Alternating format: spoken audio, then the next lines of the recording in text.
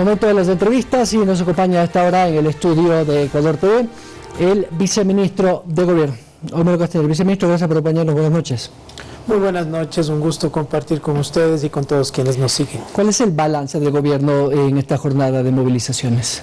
Bueno, dentro de una democracia pueden existir inconformidades, pueden existir temas que no sean susceptibles de consenso, discusiones, pero el hecho de que se llamen a protestas, a manifestaciones, tienen que estar enmarcadas dentro de lo que son, de la ley, de la Constitución, y en ese sentido consideramos que si bien ha sido un día en donde no podríamos decir que hay ganadores y perdedores, porque al final del día paralizaciones, bloqueos, complican a todos los ecuatorianos, ¿no?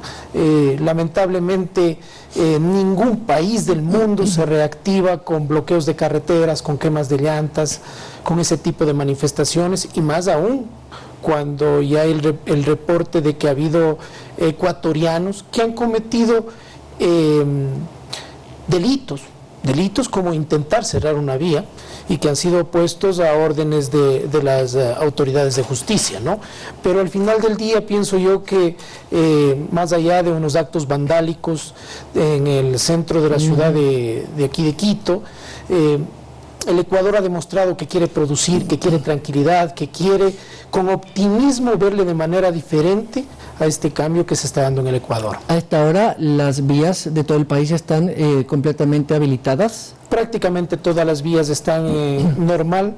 Ha habido varias vías en el transcurso del día que han sido bloqueadas, que se abrían, que los manifestantes volvían a tomarse, a intentar cerrar, pero la fuerza pública ha tenido que garantizar el derecho a la movilidad, al trabajo, y quienes han cometido ese delito de tratar de impedir un servicio público, como es el derecho a utilizar una vía pública, tendrán que ser juzgados y responder por ello, ¿no? Mire, ¿quién devuelve a la persona que perdió un negocio por no llegar a tiempo, o que no llegó a un aeropuerto a tiempo para tomar un vuelo, o que no llegó a su trabajo, o a un estudiante que no llegó a estudiar? El dueño del automotor que le cayó un árbol porque cortaron premeditadamente un árbol en la vía Cayambe. Y ahí hay varios delitos, delitos contra el ambiente, un intento incluso de agresión a una propiedad privada. ¿Qué pasaba si había una persona fallecida? Pero en fin, el derecho a la protesta, el gobierno lo reconoce, lo respeta, pero eso sí, nosotros garantizaremos que se respete la Constitución y la ley. Viceministro, hay 18 detenidos, serán juzgados, el gobierno va a iniciar acciones de carácter legal o esperan que la Fiscalía actúe de oficio. Según el último reporte de la ministra de Gobierno y el ministro de Defensa hace pocos minutos en el Palacio de Carondelet, se habla de 37 detenidos a nivel del país, y ellos tendrán que responder a lo que han cometido, ¿no? Muchos de ellos han sido detenidos en flagrancia, es decir, tratando de bloquear un servicio público. El 346 del COIP prohíbe, delito flagrante. Eso es un delito flagrante, y el hecho también de destrucción de la propiedad privada. Vimos sacando los adoquines de una plaza de una ciudad patrimonio de la humanidad, para agredir a policías, para agredir a caballos, para agredir incluso a edificios públicos y privados, y eso ellos tendrán que responder. El hecho de estar en estado de excepción hace más grave este delito, ¿no? Bueno, el estado de excepción fue un decreto del presidente de la República por el tema de seguridad. No fue por un tema de las manifestaciones, ni para bloquear las manifestaciones, absolutamente. Es más, se han dado y se han recibido. Mire, que la gente salga y exprese su inconformidad, eso está bien, eso es democracia. Pero el momento, repito, en que hay coartan los derechos de otras personas, el momento que se agrede propiedad pública y privada, tienen que responder a la ley. Y el gobierno es muy respetuoso de las funciones del Estado, y la justicia tendrá que actuar por su propio andarivel. El ministro Hernández la escuché hace poco decir que hay 2 militares retenidos en una comunidad indígena. ¿Usted me puede confirmar esto?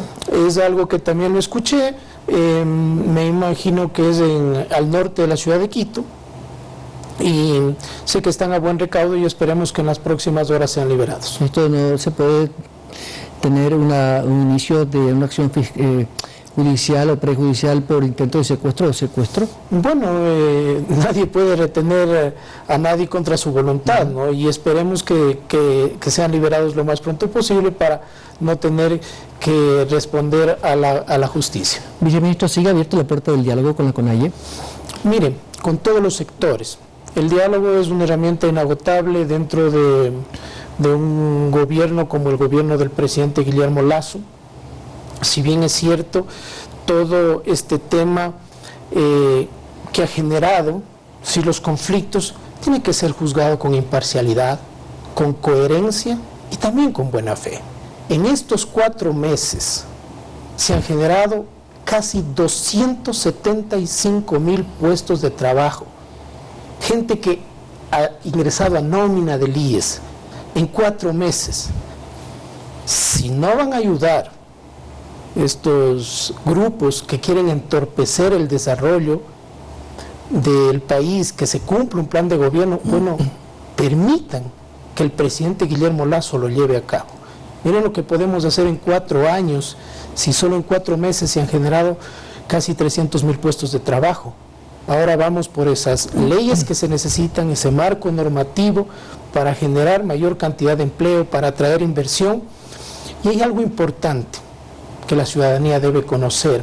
Existen grupos, existe una oposición destructiva que nunca va a querer que al gobierno le vaya bien, que al presidente le vaya bien y por ende que a los ecuatorianos nos vaya bien. ¿Se refiere a los bloques de oposición de la Asamblea, como el Partido Social Cristiano o el correísmo? Mire, es esa oposición que no aporta con ideas, que solo es esa oposición que pide, que trata de bloquear, de entorpecer, es oposición que incluso dentro del diálogo pide cosas que no se pueden cumplir. ¿Como por ejemplo? Mire, venimos de un déficit fiscal del año pasado de 7,000 millones de dólares. Necesitamos que las cuentas del país, la caja fiscal se ponga en orden. Necesitamos apuntarle al crecimiento, el tema de los subsidios a los combustibles, esto que tanto se ha hablado y que es pretexto para las manifestaciones. Eso no paga el gobierno, eso no paga el presidente, eso no pagan los ministros, pagamos todos los ecuatorianos. Y es un tema para que sepan, de todos los países de Latinoamérica, ¿Y qué menos costo tiene? El Ecuador está en el puesto 17 con estos precios actuales de combustibles que ya han sido congelados, ya no van a subir más. Sí, hubo un ajuste, pero porque teníamos un precio muy bajo de arranque, $1 el galón de diésel. Así arrancó cuando se aplicó la banda en el anterior gobierno. Necesitamos sincerar la economía y que esos 2,000 millones de dólares que eran de subsidios en combustibles se conviertan en obra pública, en obra social, en proyectos como erradicar la desnutrición infantil. Los transportistas no plegaron al paro, pero han pedido al gobierno, por favor, un poco más de flexibilidad en ciertas cosas que no necesariamente tienen que ver con los combustibles, pero también forma parte de... ¿Se va a hacer alguna concesión con ellos en particular o no? Esa es una muestra clara del trabajo que se puede hacer dialogando. Los transportistas durante 12 semanas en mesas de trabajo se dieron cuenta de la complejidad del tema de los subsidios a los combustibles, y si ellos no plegaron al paro es porque se dieron cuenta justamente que para ser competitivos, para que el Ecuador salga adelante, también hay que poner el hombro, y a ellos es a los que más les representa un costo operativo. Se va a seguir trabajando en el refinanciamiento de las deudas a los transportistas, en las compensaciones que han planteado ellos, pero la muestra de que el día de hoy ellos no estuvieron en las calles protestando ni bloqueando es porque justamente saben que para hacer país tiene que llegarse a consensos mínimos. Viceministro, sé que el presidente va a presentar el proyecto de la reforma tributaria con económico urgente. Iba a ser hoy, por lo menos lo que conocíamos extraoficialmente, pero aparentemente por esta situación se puede dejar hasta este fin de semana, hasta este viernes, antes del feriado, o quedará para noviembre. Yo pienso que en los próximos días estará en la Asamblea Nacional. Este momento ya se está dialogando con las diferentes bancadas para tener también aportes de los diferentes legisladores sobre los distintos temas que se han cambiado. Algunos temas se han cambiado.